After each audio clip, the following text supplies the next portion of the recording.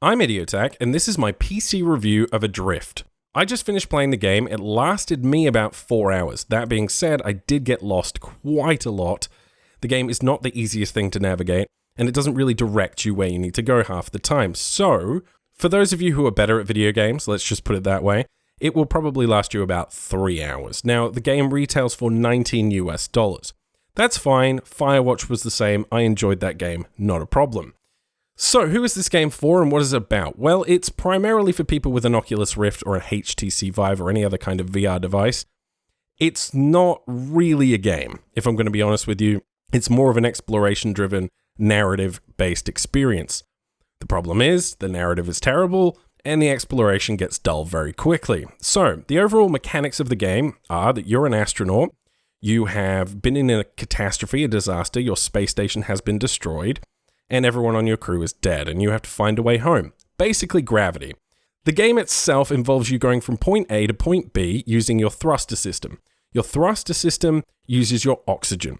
So if you thrust too much, you run out of oxygen. Pretty simple. You can collect oxygen bottles that are floating around in space very conveniently, and they will retop your oxygen. Once you get to point B, you activate a machine. That machine gives you a device. You plug that device into another machine, and you rinse and repeat 4 more times. That's the game. Now, initially, it was quite exciting. Obviously, being in space, the game looks wonderful, by the way. It's a visual masterpiece in terms of its presentation of space. It's great. For people like me who are space nerds, it's very exciting for the first 30 minutes. After a while, though, the navigation becomes a problem. The game requires you to go through checkpoint after checkpoint after checkpoint to get to your location, and that gets dull really quickly because nothing's happening. There's no additional disasters. There's no kind of fires. There's nothing threatening you after the first 30 minutes of the game. This is especially worsened by the fact that you get an increase to your oxygen levels. So when you upgrade your suit after the first part of the mission, you no longer really have to worry about the threat of running out of oxygen, which was the only threat to begin with. So from a gameplay perspective, it's not that tense. And the game will often play very tense music and sound effects at you when nothing's really happening. The game overall is actually quite dull. If they were trying to take inspiration from Gravity, they should have had a lot more disasters and things happen throughout the course of the game.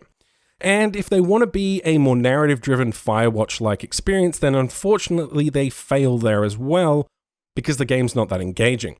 The overall premise is that you have woken up in this disaster with no memory, and all of the crew is dead, as I said. Now, they seem to want to guilt-trip you a lot, and pretend as if you were the reason the ship blew up. Problem is they don't explain how the ship blew up. Now, maybe they do in some of the written logs. I will be honest, I didn't read them all. They were quite boring. There's a lot of audio logs as well in the game, and you can learn some backstory about some of the crewmates. The problem is I didn't care about the crewmates, and they didn't really make them likable. And the whole purpose of the narrative seems to just be to guilt trip you because you're the one who caused this disaster. Overall, the story was very lackluster. It was not engaging at all.